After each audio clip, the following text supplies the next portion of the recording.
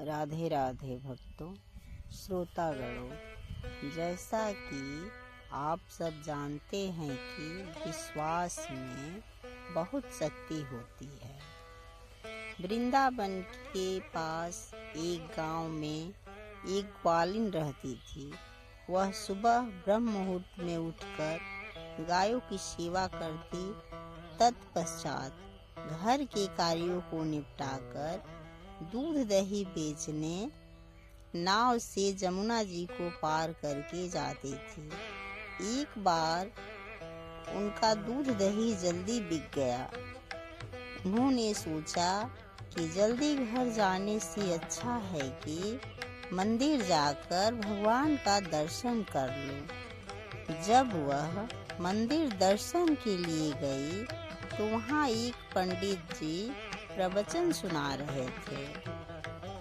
वो कह रहे थे कि राधा कृष्ण का नाम जपने से लोग भव सागर से पार हो जाएंगे। जब कथा समाप्त हुई और लोग अपने घर को जाने लगे तो ग्वालिन ने सोचा कि जब राधे श्याम कहने से लोग भव सागर पार हो जाएंगे तो राधे श्याम कह के जमुना जी को भी पार किया जा सकता है। फिर क्या था, रोज वह नाम जप करते हुए जमुना जी को पार करने लगी। एक दिन उसने पंडित जी को अपने घर भोजन करने के लिए आमंत्रित किया। पंडित जी को लेकर वो अपने घर को चली।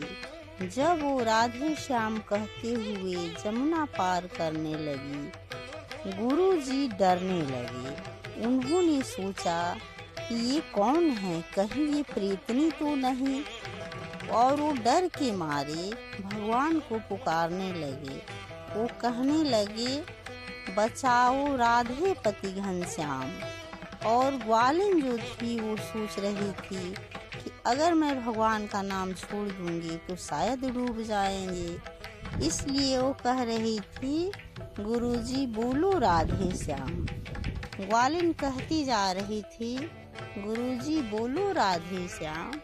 और पंडित जी कह रहे थे, बचाओ राधे पति घनश्याम। इस तरह दोनों लोग भगवान का नाम जपते हुए जमुना जी को पार कर गए। और जमुना जी को पार करके ग्वालिन के घर पहुँचे।